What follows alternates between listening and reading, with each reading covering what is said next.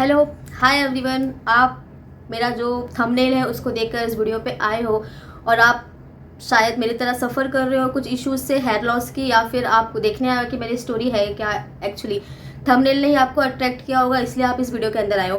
तो मैं आपको बताना चाहती हूँ कि हम ये जो थंबनेल में पिक्चर दिख रहा है वो मेरा ही पिक्चर है, वो मैं ही हूँ। और मैंने अभी अपने आप हेड को कवर कर रखा है क्योंकि मैं आपको रिजल्ट नहीं दिखा सकती अभी ऑन द स्पॉट कि एक्चुअली है क्या है, सीन क्या है। पहले मैं आपको बताना चाहती हूँ कि जो आपने स्कैल्प देखा वो मेरा स्कैल्प है और ये हमेशा से ऐसा नहीं था। हमेशा से मैं ऐसी नहीं थी। बहुत अच्छे मेरे बाल थे, बहुत अच्छा स्कैल्प था, बहुत ही घने, बहुत ही लंबे और बहुत ही हेल्दी मेरे हेयर्स थे। ये 2011 की स्टोरी है। 2011 में मेरी शादी हुई। उसके बाद फिर कुछ बहुत सारे ऐसे इश्यूज स्टार्ट हो गए कि शादी के बाद तो मोस्ट ऑफ लड़कियों की लाइफ बदल जाती है। मेरी शादी हुई थी अच्छी सिचुएशन पे, लेकिन उसके बाद लाइफ में अप्स एंड डाउन्स बहुत सारे आए। बहुत स्ट्रेस हुआ, मतलब बहुत सारा स्ट्रेस था, लाइफ स्ट्रगल था। उसके बाद लाइफ के बहुत चेंजेस मेरी ज़िंदगी में बहुत असर किए, खास करके मेरे स्कैल्प पे। मुझे बहुत सारी बीमारियों ने घेर लिया, एक के बाद एक बीमारी। उसके बाद फिर मेरी बेटी हुई सर्जरी से। उसके बाद फिर बहुत सारी बीमारियां हो गई, पीसीओडी हो गया मुझे, थायराइड हो गया मुझे, और इसके बीच भी छोटी छोटी बीमारियां आती थी। उसके बाद डीएनसी हुआ मेरा, एक बेबी अबॉर्ड हुआ। मैं इसलिए बता रही हूँ आपको ये चीज़ें कि आपके हेयर लॉस के पीछे कोई ना कोई एक रीज़न होता ही है। बिना किसी रीज़न हेयर लॉस नहीं होता।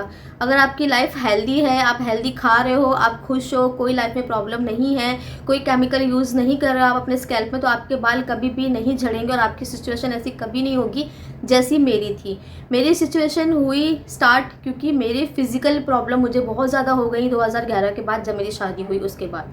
और उस समय ना इतना सोशल मीडिया वायरल था, ना ही इतनी नॉलेज थी इन सब चीज़ों के बारे में कि हम कुछ समझ पाएँ कि ये जो हो रहा है वो किस लिए हो रहा है। बस लोगों ने जो बता दिया वो हमने कर लिया और उसके बाद रिज़ल्ट कुछ ऐसा होता है जैसा मेरा है। फिर भी जो भी था मैंने अपने आप को एक्सेप्ट कर लिया था। इस सिचुएशन के साथ भी मैं खुश थी कि ये सोच के कि अल्लाह ने कुछ सोच के मुझे ऐसा, मेरे बाल ले लिए, दिए थे अच्छे, फिर ले लिए, मे भी कुछ रीज़न होगा, अल्लाह ने जो दिया ठीक है, एक्सेप्ट कर लिया मैंने। लेकिन मैं डिसअपॉइंट उस समय हो गई। उस समय मैंने अपनी सारी जो एक्सेप्टेंस थी वो खो दी जब मेरा पहला इंस्टाग्राम पे वीडियो वायरल हुआ। ये वीडियो मेरा इंस्टाग्राम पे जो वायरल हुआ उसके बाद मिलियंस व्यूज़ के साथ मुझे मिलियंस कमेंट्स भी आए, जिस कमेंट्स में मुझे ट्रोल किया गया ये बोल के कि तुम तो गंजी हो, टकली हो, तुम्हारे तो फोरहेड किसी एयरपोर्ट से कम नहीं है, तुम्हारे फोरहेड पे तो हम क्रिकेट खेल सकते हैं, फुटबॉल खेल सकते हैं, अरे टकली जाके अपना मुंह देख, तू क्या वीडियो बना रही हो। मिलियंस के हिसाब से व्यूज़ थे उसमें और मिलियंस के हिसाब से मुझे ट्रोलिंग किया गया और मुझ पे गंदे कमेंट्स किए गए उस वीडियो पे। इतने ज़्यादा मैं फ्रस्ट्रेट हो गई कि मैंने उसके कमेंट सेक्शन को ही बंद कर दिया। आप इजीली किसी को बहुत अब्यूज़ कर सकते हो उसके लुक को लेके, उसके किसी चीज़ को लेके, अगर आपको नहीं पता होता है कि उस बंदे पे उस चीज़ का क्या असर हो रहा है। कोई भी दुनिया में परफेक्ट नहीं है, हर इंसान के अंदर कोई ना कोई कमी है। आपकी कमी दिख नहीं रही है, मेरी कमी दिख रही है, मेरी जो बुरी चीज़ है मेरे फेस पे वो दिख रही है, लेकिन आपके दिल के अंदर जो बुरी चीज़ है वो नहीं दिख रही। इसका मतलब ये नहीं है कि आप बहुत ही कंप्लीट हो और बहुत ही अच्छे हो। हर इंसान के अंदर कोई ना कोई खामी होती है, मेरे अंदर भी थी, और वो बाय बर्थ नहीं थी, किसी सिचुएशन की वजह से हो गई थी। आपको नहीं पता किस वजह से हुई, तो आप अब्यूज़ मत करो। मैं हर किसी को मैसेज देना चाहती हूँ, आप किसी को भी अब्यूज़ करने के पहले, उसके लुक पे, किसी चीज़ पे क्रिटिसाइज़ करने से पहले आप ये सोचो कि उस पर किस चीज़ का क्या असर हो रहा होगा। उस वीडियो के ट्रोल होने के बाद मुझे बहुत बुरा लगा। मैं कंटिन्यू वीडियो बना रही थी, ऐसा नहीं था कि मैं रुकी थी। किसी की ट्रोलिंग के बाद या किसी के अब्यूज़ कमेंट के बाद मैं रुक जाऊँ, ये मैं नहीं हूँ। मैं वीडियोस बना रही थी और मैं बहुत इनकरेज होकर काम कर रही थी, लेकिन कहीं ना कहीं दिल के किसी कोने में ऐसा लगा था क्यों ऐसा मेरे साथ, ऐसा क्यों, क्या ये सही नहीं हो सकता। मैंने बहुत सारे पैसे खर्चा किए। जब मुझे हेयरफॉल स्टार्ट हुआ धीरे धीरे, ये एकदम से नहीं होता आपके साथ, थोड़ा थोड़ा आपके 10%, 5%, 20%, 25%, 50% आपके धीरे धीरे बाल झड़ना स्टार्ट होते हैं। वो फिर इस हद तक पहुंच जाते हैं अगर आप उनको एक सिचुएशन पे संभालो नहीं कि कुछ इस तरह का स्कैल्प हो जाता है जैसे मेरा हो गया। ऐसा नहीं है कि मैं रुक गई थी, मैं कंटिन्यू कुछ ना कुछ ट्राई कर रही थी। महंगे महंगे शैम्पू, महंगे महंगे ऑयल्स और न्यूट्रिशन की चीज़ें जो मैं जहाँ पढ़ लेती थी, देख लेती थी, जो मुझे जो बोल देता कि ये लगा लो, ये कर लो, ये खा लो, मैं सब कुछ कर रही थी, लेकिन कुछ भी नहीं हो रहा था। एट लास्ट मैं थक गई थी। लाखों रुपए मैंने अपने बालों पे खर्चा कर दिए थे। मैंने बहुत सारे डॉक्टर्स को भी दिखाया, डर्मेटोलॉजिस्ट से भी सलाह ली, उन लोगों ने बहुत सारे ट्रीटमेंट भी किए मेरे सर पे बहुत। और आपको पता होगा डर्मेटोलॉजिस्ट के पास जाना मतलब पैसे इतने सारे लेके जाओ, कितने भी वो कम हो जाएंगे। मैंने बहुत सारे पैसे खर्चा ऑलरेडी कर दिया था, लेकिन स्कैल्प का हालत दिन ब दिन बिगड़ती जा रही थी। फिर इस वीडियो के वायरल होने के बाद, लोगों के मैसेज पढ़ने के बाद आई वॉज सो डिसअपॉइंटेड और बहुत ज़्यादा मुझे बुरा लगा। फिर एक पॉइंट पे आके ना मैंने सोचा कुछ तो करना होगा इसके लिए। फिर वो दिन एक अच्छा दिन था कि हमारे सोसाइटी के नीचे एक मेडिकल स्टोर है, वहाँ पे एक भैया काम करते हैं। उनको मैंने देखा, उन्होंने हेयर ट्रांसप्लांट कराया हुआ था। तो मैंने सोचा यार, मैंने उनको पूछा कि भैया हेयर ट्रांसप्लांट कराया आपने, बहुत ज़्यादा पेनफुल था क्या और कितना खर्चा हुआ? तो उन्होंने बोला पेनफुल, उन्होंने मुझे नहीं बताया एक्चुअली कि प्रोसीजर क्या होता है, कैसे स्टार्ट होता है। वो शायद मुझे सोच रहे होंगे कि पहले से बता दूँ तो डर जाइए, और उन्होंने मेरा स्कैल्प देखा हुआ भी था। तो उन्होंने बोला कि नहीं, इतना कोई बहुत बड़ा ऐसा प्रोसीजर नहीं होता है। देखो, मैंने बोला कितना दिन हो गया आपको? उन्होंने बोला 15-20 दिन हुए और मैं यहाँ पे काम भी कर रहा हूँ, तो सब कुछ नॉर्मल है, इतना कुछ नहीं होता। मुझे लगा ठीक है, 15 दिन में आता आप काम कर रहे हो, यहाँ पे सही दिख रहे हो, तो इसका मतलब इतना बड़ी कोई सर्जरी नहीं होगी। और मैंने बोला कि खर्चा कितना? तो उन्होंने बोला खर्चा भी बहुत ज़्यादा नहीं है। उन्होंने मुझे डॉक्टर सावंत का नंबर दिया। मैंने उनसे मांगा कि कहाँ से करवाया आपने, मुझे बताओ। मैं सर्च तो कर रही थी यूट्यूब पे, कहीं ना कहीं देख रही थी कि जो मेरा स्कैल्प है उसके साथ बेस्ट क्या हो सकता है। सब जगह यही सजेशन था कि हेयर ट्रांसप्लांट कराना चाहिए, लेकिन किससे कराना चाहिए उसके लिए बहुत डाउटफुल था। बहुत सारे वीडियोज़ में बहुत सारे नेगेटिव चीज़ें भी दिख रही थी उसमें कि साइड इफेक्ट हो जाता है, ऐसा हो जाता है, वैसा। तो कहीं ना कहीं बहुत डर था कि ऐसा ना हो कि जो सिचुएशन है उससे भी ज़्यादा ख़राब हो जाए, बदतर हो जाए, पैसे खर्चा करने के बाद कुछ भी मुझे और हेल्थ इश्यूज़ हो जाए, बाल तो आए नहीं, और ज़्यादा प्रॉब्लम हो जाए। तो कहीं ना कहीं डर था। लेकिन वो जब मैंने भैया का देखा, स्कैल्प तो काफ़ी हेल्दी दिख रहा था, ठीक दिख रहे थे, तो मैंने उनसे बोला जिससे आपने कराया, क्योंकि मुझे आपका रिजल्ट मेरे आंखों के सामने दिख रहा है, तो आपने जिससे करवाया उसका नंबर आप मुझे दे दो, तो मैं उनसे बात करती हूँ और देखती हूँ क्या है। उन्होंने मुझे नंबर दिया। काफ़ी दिन तक सोचने के बाद डॉक्टर सावंत का मैंने बहुत सारा सर्च किया गूगल पे, यूट्यूब पे उनके बहुत सारे मैंने वीडियोज़ देखे। जब उनके बहुत सारे वीडियोज़ देखने के बाद, बहुत सारी चीज़ें सर्च करने के बाद, सब कुछ देखने के बाद, फिर मैंने सोचा एक बार विज़िट करती हूँ।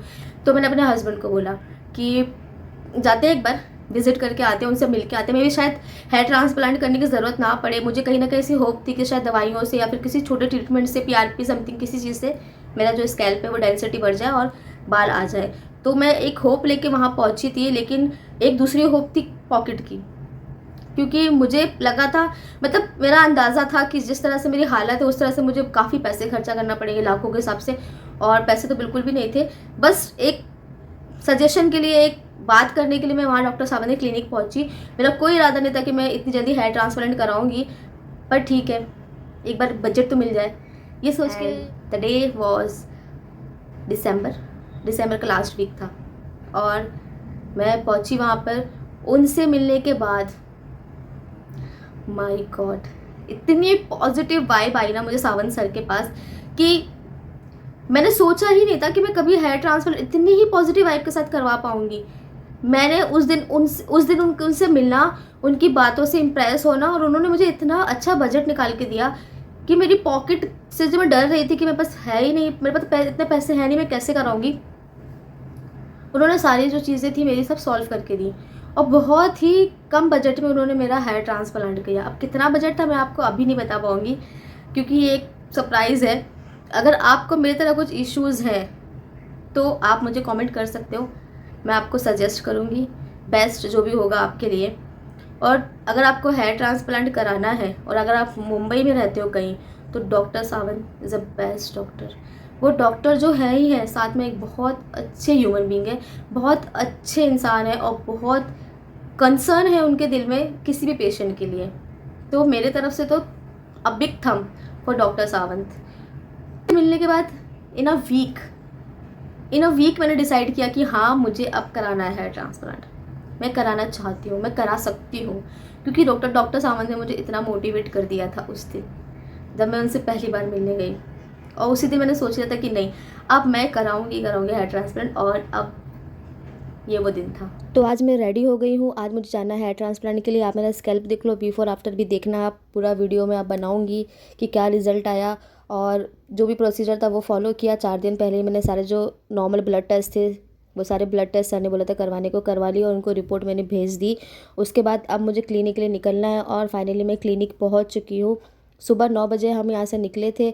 उसके बाद यहाँ बहुत सारे पेशेंट ऑलरेडी थे, लेकिन मैं इतनी नर्वस थी, मैं पेशेंट को देख के और ज़्यादा नर्वस हो गई।